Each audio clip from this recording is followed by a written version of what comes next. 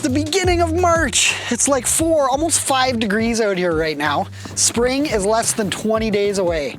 Let's have a look inside our winter greenhouse in its final days before we make the changeover to our spring seedlings and the official start to this year's growing season.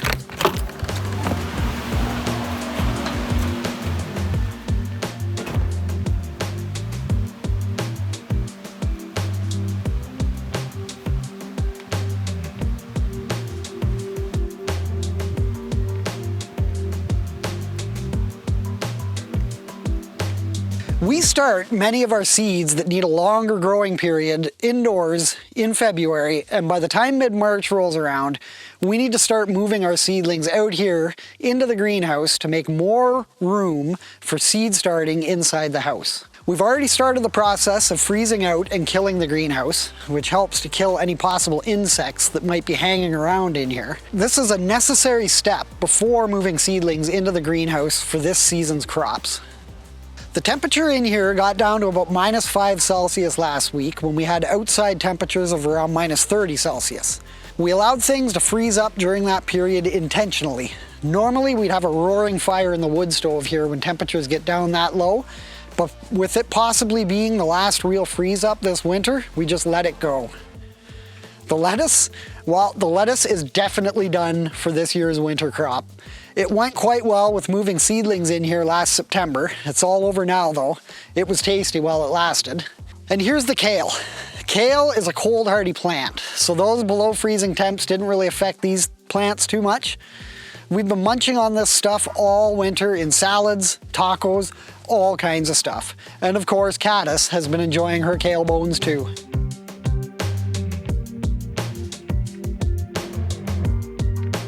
The Swiss chard is still hanging on as well.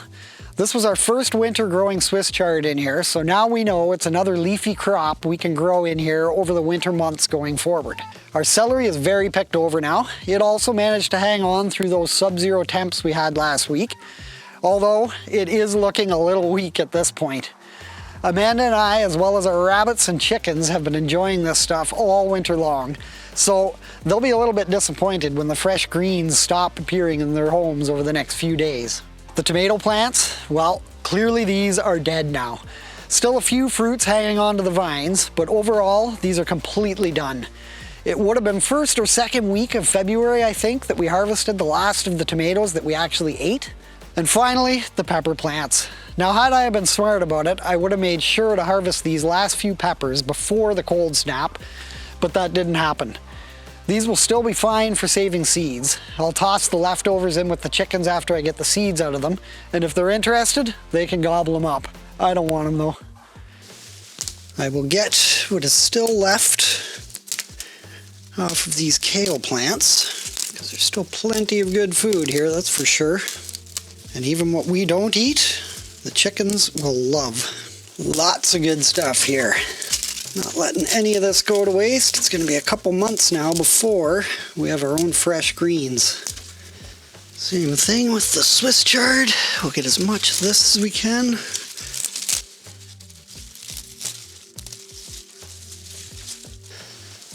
Get what's left of these peppers, just for seed. These are no good for eating anymore, really. But inside, we will still have a few seeds that we can harvest to grow more nice ripe peppers. And I guess we will take this one last tomato. Hopefully we can have a nice little salad tonight. Still feels alright, it's pretty firm. This one's a little soft, so we're gonna say no, but the chickens are gonna love that. This whole place needs to be cleaned up by removing the old plants and whatnot. There's actually a decent amount of new growth starting on these two kale stems. I'm gonna plant these and I'm gonna put them in the house, just put them in some potting soil and see what happens.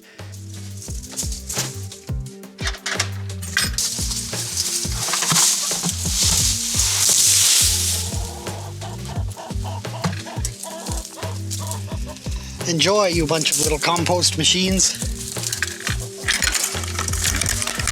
Now that we have everything emptied out of here, all the beds are cleared of most of the plant matter anyways, we have to start to take care of all of these cobwebs and stuff.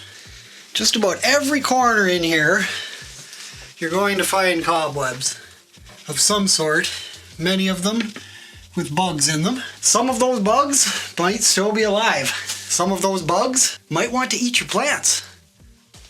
And the easiest way to deal with that is just by vacuuming it all up.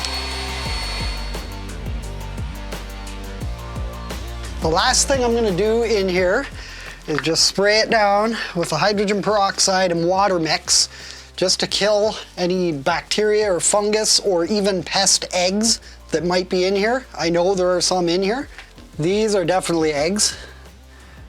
These are definitely adult aphids flying around everywhere. All of this needs to be taken care of. You can see even up on the roof here, eggs, more of them. What's that? We even have a little butterfly that's come to life in here. I think he's going to be pretty disappointed tonight when it gets really cold. Some more eggs there. I don't want them in here.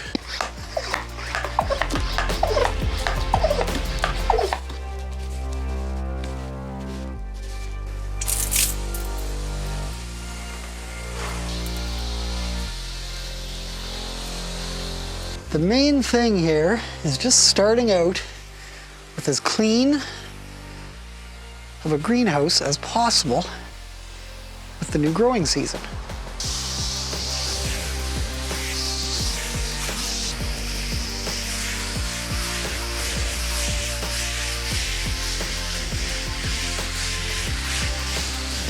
And that pretty much takes care of that for the time being. The only thing left to do is let the whole greenhouse just completely freeze. No heat whatsoever in there, which will hopefully take care of any of the living bugs that are in there. There might still be some eggs. We might still have to do some further treatment to it. And we have our final decent little harvest out of the winter greenhouse. I would say this year, once again, was successful. We learned a few more things. As we say goodbye to the last remnants of winter, we are eagerly looking forward to the start of the new growing season. Our winter greenhouse served us well, providing us with a variety of leafy greens, celery, and even some tomatoes and peppers. Now the greenhouse is clean and ready for the spring seedlings that will soon move in. These few important steps ensure that our new crops will thrive and be free from any pests, disease, anything that might have been lurking around in there from the past season. These could easily be holding various insects that might be wanting to these could easily be holding